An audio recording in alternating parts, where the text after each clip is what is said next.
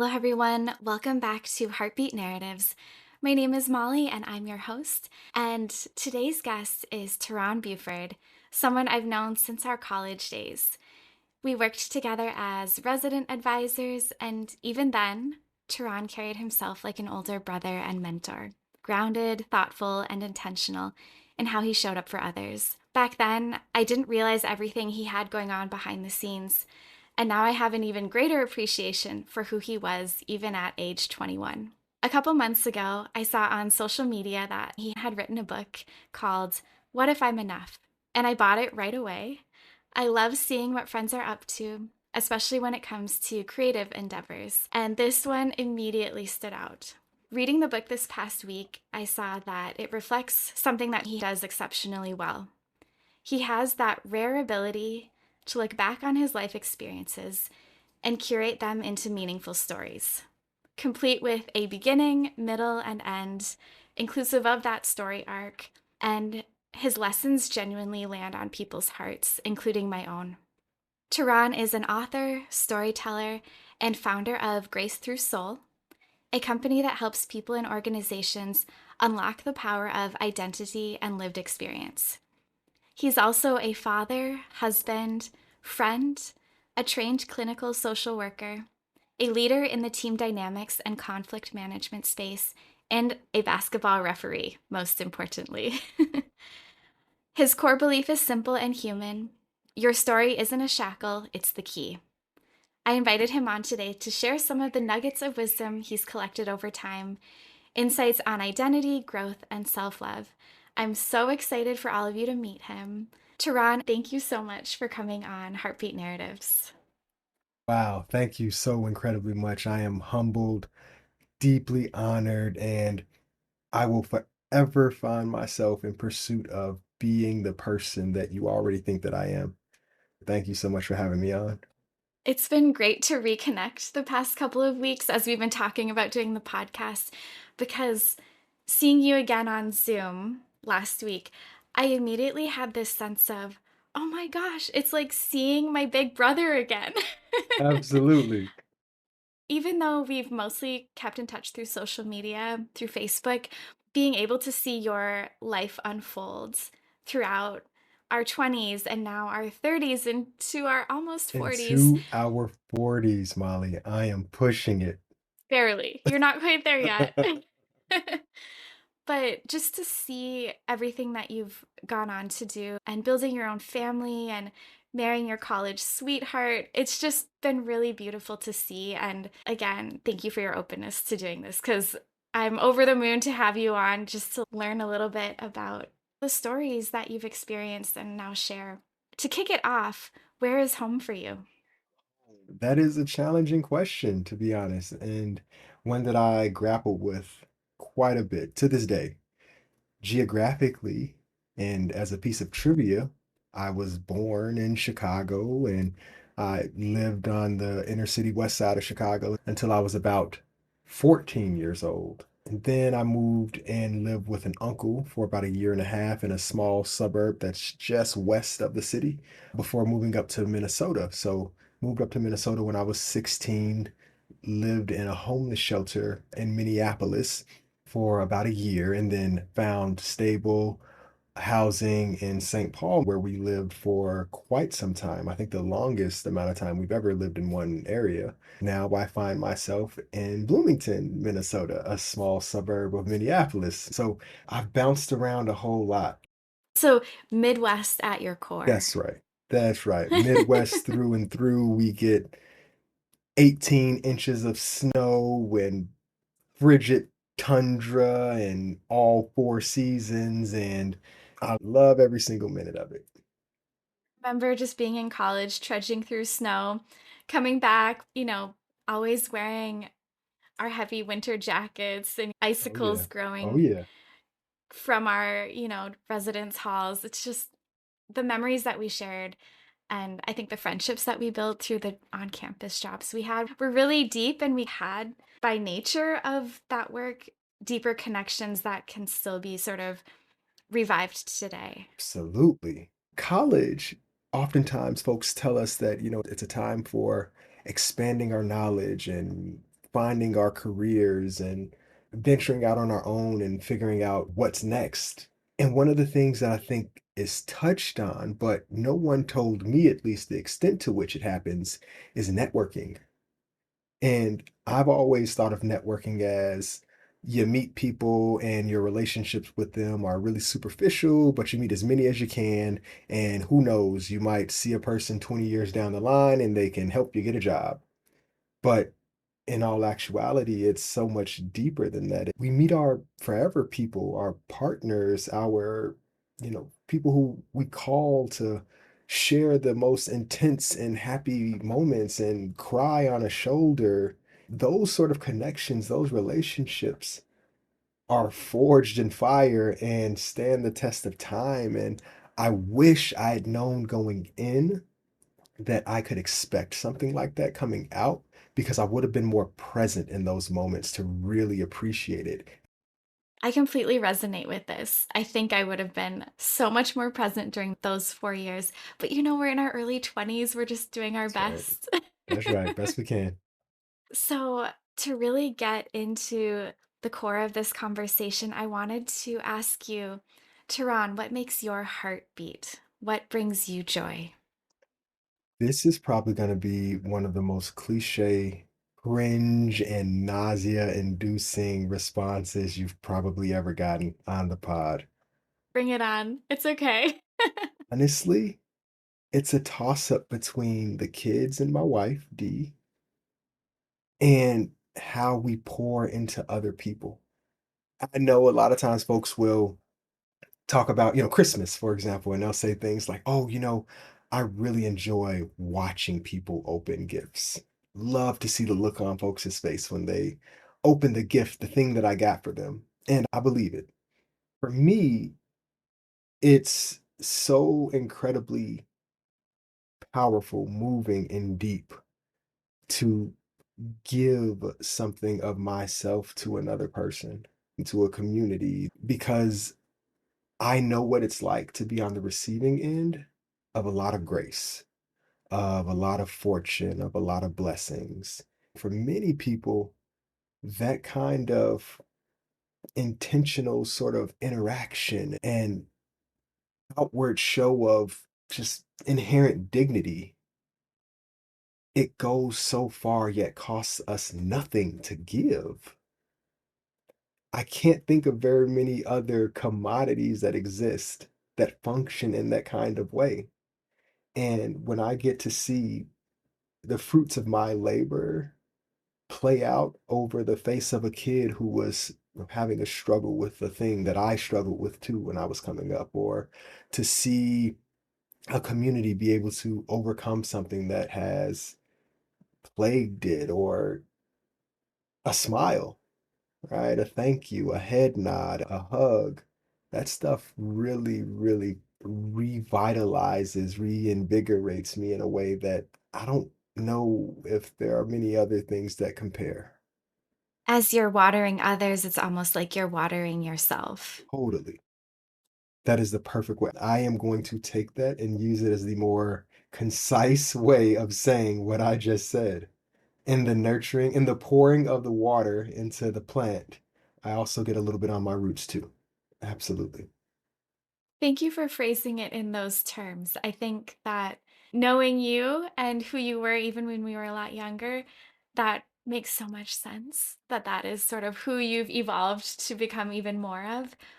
I would really love to hop into some of the stories from your book Oh, because the way that you phrase things really lands on people's hearts. wow. And you had a lot of wonderful mentors, including teachers Yeah. from a specific school in Chicago. Mhm.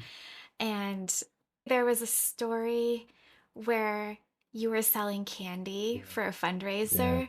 Could you talk a little bit about that and the teachers that played a pivotal role in that A- experience? Absolutely. At my elementary school in Chicago, the eighth graders got the opportunity to go on a trip prior to graduation. I think we were headed to Cincinnati, Ohio, or something like that. So nothing too out of the ordinary, right? We're staying in the Midwest, we're just popping over, a couple states, but it was something that was new and adventurous for all of us, and we were really looking forward to it. Our school, however, didn't really have the funds or resources to be able to fund our trip on its own. And so they worked out an agreement with some sort of vendor to allow the students to sell candy. In exchange for doing so, we earned some funds to help us go on this trip. And the trip was $400. So each of us would have to kind of round up this $400 to go on the trip. When I tell you I was out there hustling, Molly, I was hustling. I was flashing $1 million smiles and walking through every neighborhood, going to grocery stores and check cashing places and church and all the things. Anytime I thought a person would be looking for a little bit of a sugar fix, you found me there. I was there, hustling, working, grinding to ensure that I was able to join my classmates on this trip. And the day before the money was due, I wanted to make sure that I kept it safe. Something important to note about this story is that my mother struggled with substance use pretty heavily. She had gotten to the point where if she needed a fix, there was nothing that was going to stand between her and getting it.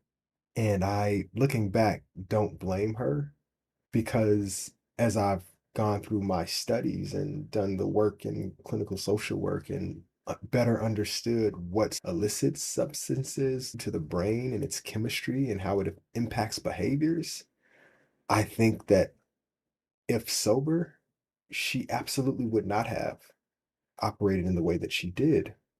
And you can probably see where the story is going because I took the money and folded it up really, really tight and I put it in my do-rag, which I wore at nighttime to ensure that my hair looked nice the next day. And I did that because I figured it was the most secure place that I could find, that if anyone tried to get a hold of it, I'd know.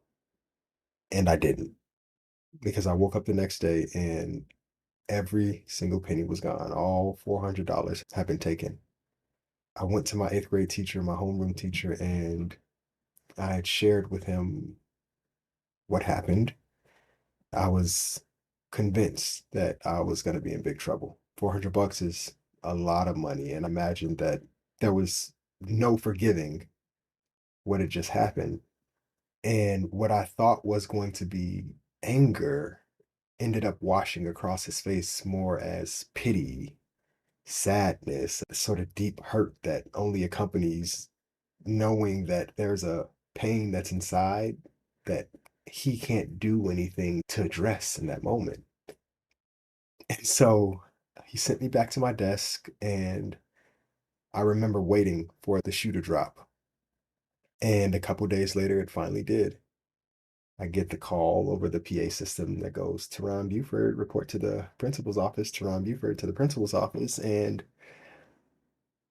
I won't bore you with all the thoughts that ran through my mind, but it went from the smallest things like, oh boy, this is going to be bad to, I don't even know if they make prison jumpsuits my size and everything in between. But when I got down to the principal's office, my uncle was in the room. And then my teacher showed up in the room. And my uncle pulled out two crisp $100 bills and he put it on the table. I don't think I've ever been more shocked in my life up until that point. And 15 seconds later, that teacher put another $200 on the table. And then I'd never been more shocked in my entire life than at that point.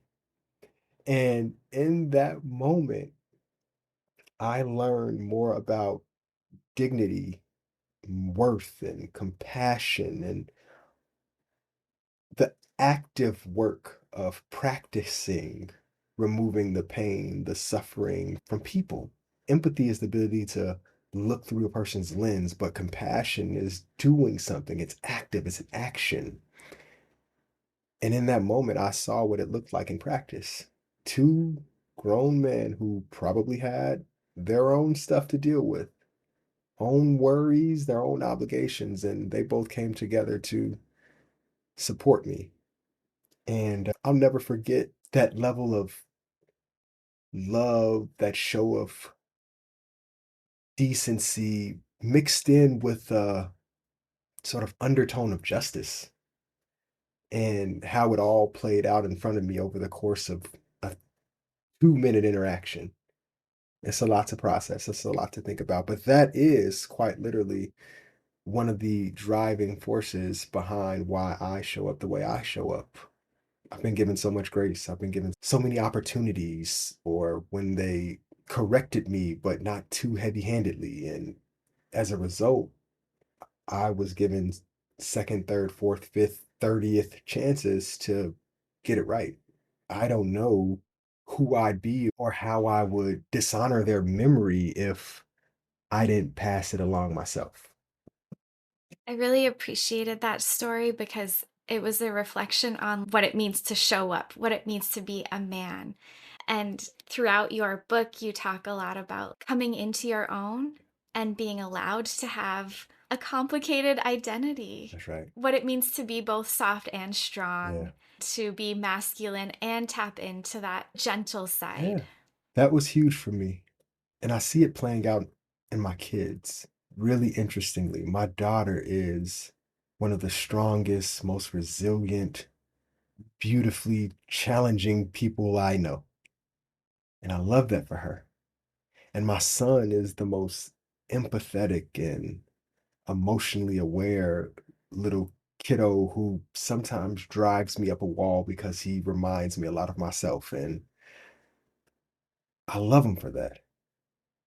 And both of them are things, they embody characteristics that this world doesn't expect them to have and is probably going to do its best to beat out of them. My daughter never have to worry about her being submissive. My son, I don't think I'll ever have to worry about him being overly masculine or overly toxic.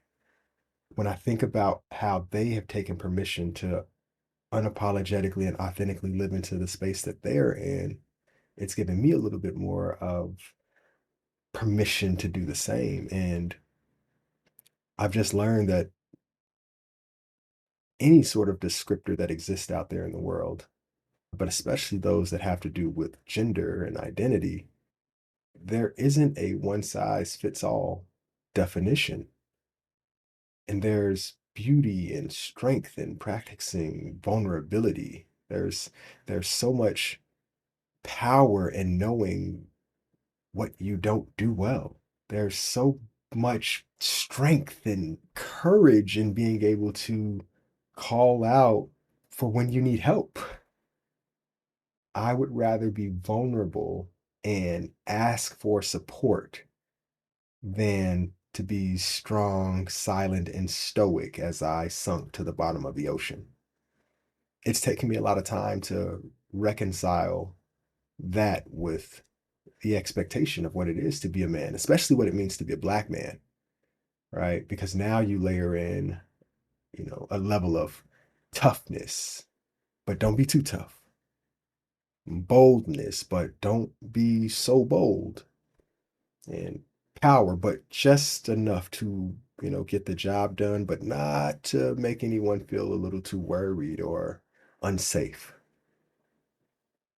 And as a person coming of age and in my most formative years, I didn't really know how to square that circle. And so I found myself oftentimes looking into a mirror that I didn't really know who the person looking back at me was because I had put on so many different masks that I didn't know the true and authentic Teron. And so in writing this book and in doing all the work that it takes to really sit down and understand, I've taken permission to find the authentic me and live into whoever that is, which is sometimes listening to gangster rap while I blow bubbles and eat pancakes and play with dolls with my daughter and shoot baskets with my son and shoot baskets with my daughter. and everything in between. But it takes time. It takes practice, and like any muscle, you have to work it out. I think you've communicated that in such a way that people will resonate with.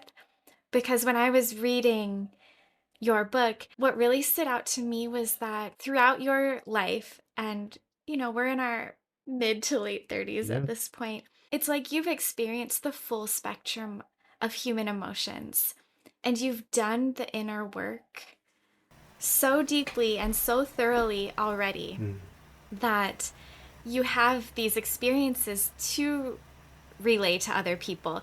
And I was just in awe of this oh, storytelling that you were able to do because as I was reading it, sometimes I forgot that you wrote the book. I know him, and I had no idea that you had, lost so many loved ones at such a young age, or the thoughts that you had when you were describing your college years. I didn't know that you were going through all of those yeah. things and heartache, but also so much beautiful growth because you were such a pillar of friendship and humor and fun in the settings that we were Yeah. connected through. I think it really shows that we are all a lot more layered Yeah. than what is obvious on the surface. And are there other stories from the book that you'd like to share? Absolutely, I can. I'm probably going to get a little bit of trouble for this one, but I want to share a story or an excerpt about how I met my then girlfriend, now wife. Buckle up. Summer orientation kicked off on July 21st and wrapped up the following afternoon. In theory, I'd show up and take my placement exams for Spanish, math, and English, grab my student ID, check out my dorm, and head back home. But that plan was far too basic for me. So while all the other soon to be freshmen were doing responsible things like buying books and meeting with financial aid counselors, I had bigger plans: girlfriend hunting. Now, today's kids might call it shooting your shot. Well, call me Mr. Buckets because every time I touched the ball, I was pulling up from half court. Now, terrible analogies aside, what I'm about to describe next is important, like plot advancing important. You already know how Dee and I connected online, but I want you to catch every detail as I walk you through the moment I met my future wife in person for the very first time. Some might even say imagined. I stepped out of my Spanish placement exam and caught the eye of a cutie sitting on a bench across the quad, casually eating French fries. I strolled over with the confidence of every 90s R&B male artist who sang cleavage exposed through an unbuttoned silk shirt. In the rain, I got within maybe a few feet, snapped my fingers, looked away just to let her know that I didn't need her, but I know she wanted me, licked my lips and said, "Hey girl, yeah, you, I choose you. Hurry up and come with me before I turn my attention to somebody else. Don't miss the opportunity of your, but certainly not my, lifetime. You're welcome." Now, unable to resist my steely confidence, my suave demeanor, and that $6 bottle of Heatwave body spray, I knew I had her. Just like that. D was mine. Now, there are some folks out there who would swear that this version of events is wildly inaccurate. They might even say that I've conveniently forgotten key details or exaggerated others, but since I'm the one writing the book, their opinions don't really matter. You want to set the record straight? Open up a blank document and have at it. But until then, that's my story and I'm sticking to it. But on a completely unrelated note, if anybody has a couch I could crash on for a couple nights, that'd be kind of cool. I love this so much. And knowing Dee, I bet she just thought this was such a hilarious recollection. Believe it or not, Molly, I got Dee to record this version of the audiobook. She is speaking this section in the audiobook. So that happened. I bet that took some convincing. I'm really impressed. It, I may or may not have made promises that I cannot and do not plan to keep. Thank you so much for giving us a glimpse into 18-year-old Tehran's world. It's very accurate. I don't think there's any embellishment whatsoever. I have a clear memory of that day, that event, and I think I may have even undersold it a little bit if I'm being honest. Are there other excerpts you'd like to read aloud? Yeah, can I go a little deep with this one? Sure. So, this excerpt comes as I had wrapped up the final eulogy of the, I believe, 4 or 5 almost consecutive funerals that I had attended of loved ones passing away. After each funeral, once I'd stepped down from the mic and returned to my seat, I'd sit and agonize over one question that haunted me again and again. Why didn't I say that to them while they were still alive? Maybe it was just anxiety playing its old tricks, but it doesn't make that question any less valid. And that brings me to my biggest point. Why do we wait to tell someone what they mean to us until after they're gone? Is it embarrassment? Emotional vulnerability? Have we been conditioned to see affection as awkward or taboo? Or maybe it's something darker. Maybe we're afraid that praising someone while they're still alive gives them the chance to disappoint us later.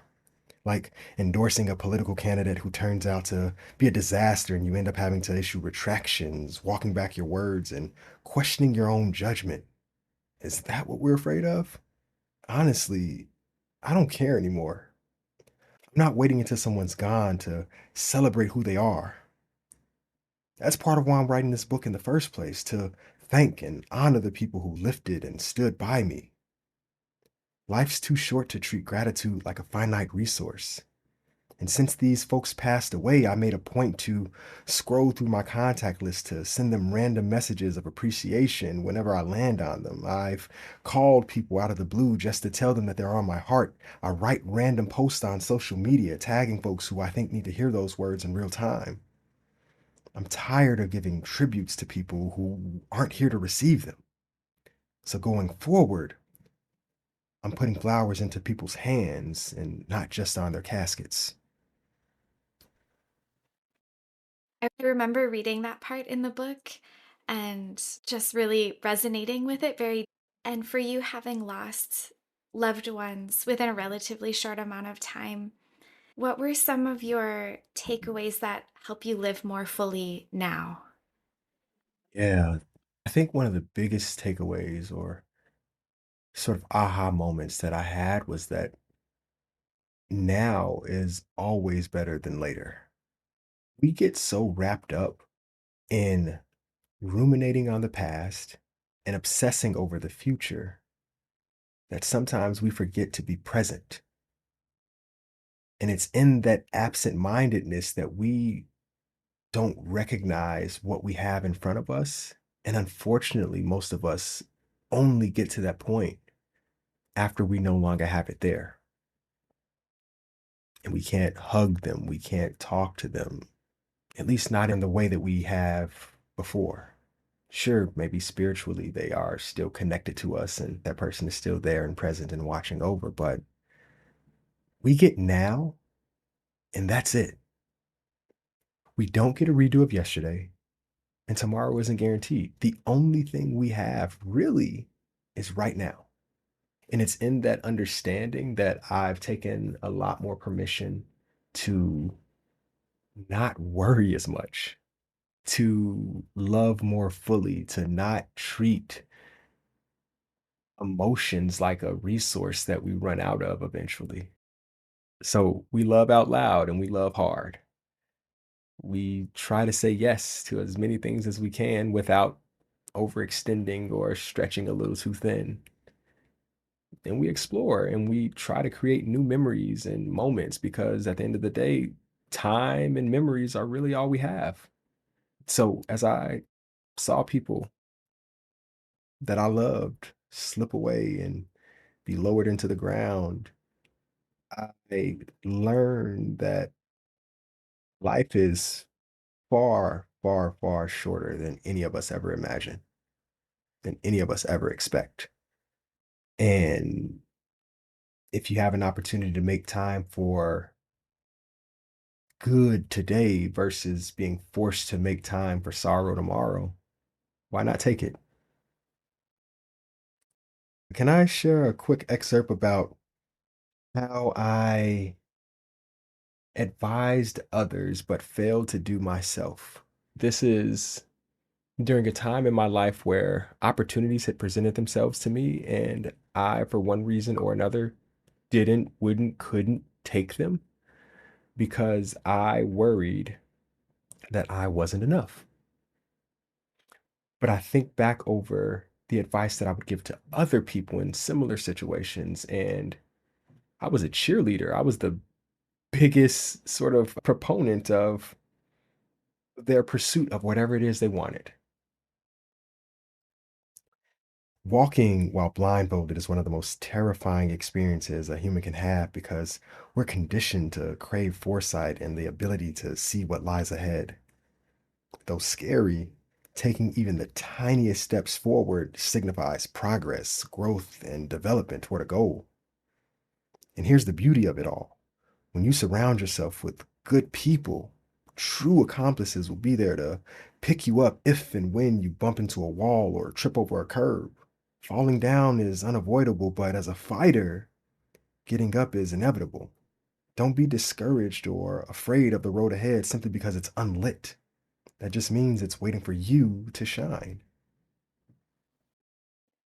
It's like we have to clear the debris of what life has thrown at us in order to allow our true selves to be as radiant as we're intended to be. Absolutely, Molly. How many times have we been afraid of the dark in a physical sense, right? There's a storm that knocks out the power and the lights abruptly go off. We immediately gasp. We are conditioned to be afraid of the dark as opposed to being encouraged to be the light. And I think if we take the chance on ourselves, if we believe that we have enough in the tank, enough reserves to tap into, I think the scarier thing is how brightly we can shine. What are your hopes for your kids as they grow up and pursue their own joy? Back in Chicago, when I reminisce on the teachers in my life who played pivotal and significant roles, oftentimes I think of the ones who did so in a positive way.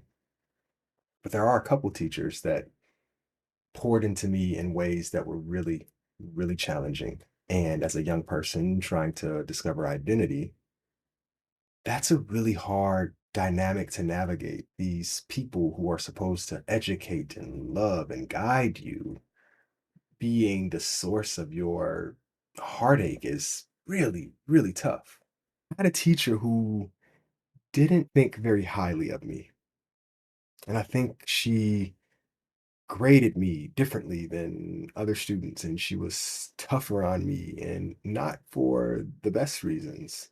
And I remember taking my report card home that summer after classes had ended, and I'd earned straight A's in every single class except for hers. I got a C.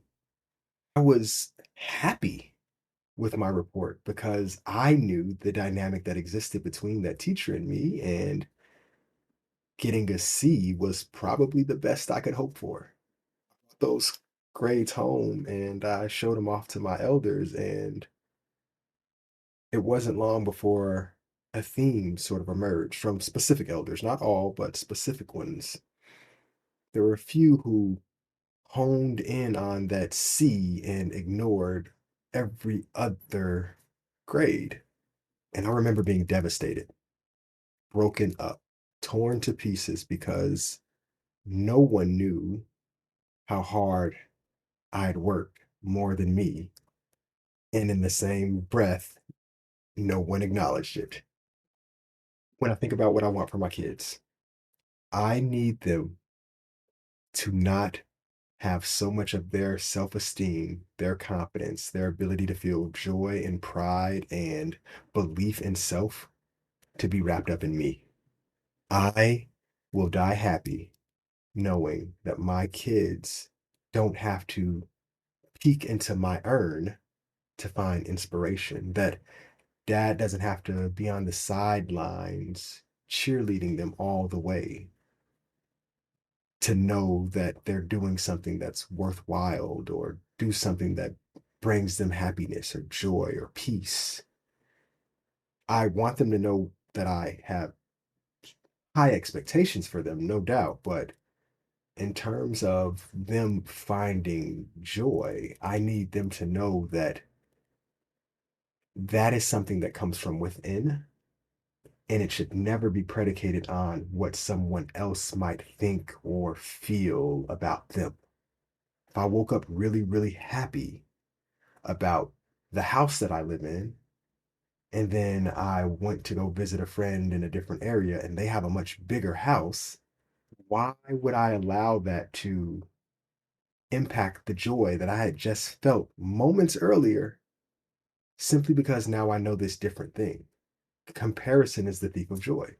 And so if my kids can live full and happy lives, knowing that at the end of the day, they can put their head on the pillow and know that they're proud of what they put out, what they created, what they reaped, how they helped, how they showed up, who they supported, how they supported. I don't know if there's anything more that I could really ask for. I think about the world that we would live in if everyone inherently knew that they are enough. Mm, And I specifically remember sending an email at work one day and my boss, and I was like, "Oh, I apologize for what I said during the meeting. I felt like maybe I shared too much." mm, And he wrote back two words and it just said, "Be you." mm. And I didn't realize how much I needed that sense Yes, of I am enough and it's okay that I express my needs and my concerns even in a professional setting. that's right. But it resonated into my whole sense of being of like, I just need to be myself. And I Yes, think your whole book really touches on that. You are enough. We are enough. that's right, Molly. And I think the sooner we could figure that out, the sooner we can tie a bow on that gift. That's a gift. The sooner we could accept, acknowledge that, as you said, the world becomes a much nicer, a more easily navigated space. But we got to be willing to accept it. This conversation has been really enjoyable for me to run, and I'm excited to share your book with other people in my life and Thank maybe even some of our friends from college who haven't already read it.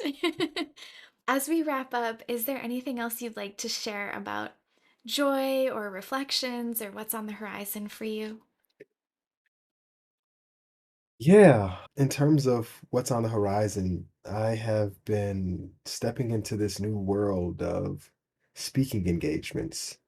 So I've had quite a few now where I've been able to reach out and talk to people from all walks of life as they navigate understanding identity, but then also how they use that as the driving force behind their mission, vision, effectiveness, efficiency, their why, essentially, right? A lot of times we find that the hardships that we encountered are somehow the things that are going to hold us back. And it's true.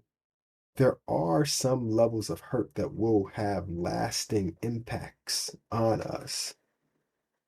But there's also, I believe, oftentimes so much to learn from those experiences.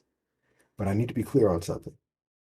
That's not to say that challenging experiences are necessary for growth and development, at least not the challenging ones that do debilitating harm. But if I give myself the off ramp to believe that maybe somewhere in that silver lining between the horizon and where the storm is, that maybe I can salvage that experience and take something from it that sharpens me as opposed to dulls my personhood, my ability. I guess that's both of those things. Something that's on horizon and something that I'm working on, but also something to leave folks with. You are enough. In fact, you're probably more than enough, but I'll settle for people believing that they're simply enough, if that allows them to go out and live into the person that they already are and who they're knowingly, but sometimes unknowingly becoming. Thank you so much. I'm still in awe of the person that you have evolved into. And it's so funny because, I think we're still pretty young. Oh, yeah. Oh, yeah. We're still becoming. Oh, yeah. Absolutely. Molly, you don't stop playing because you get old. You get old because you stop playing. I need everyone to know that. So I'm 14. I'm gonna own it. I'm 14 and I'm gonna be that way for quite some time. Maybe 16. Then I get my license and I can move myself around a little bit. Let's go with 16. 16 for life over here. I'll sign Absolutely. me up too. But Tehran, thank you so much for coming on today. And I'm so grateful for you for sharing some of your stories and also for writing this book and allowing it to land on people's hearts. I just want to thank all of the listeners for tuning in, and we will catch you on the next episode. Aloha. Thank you.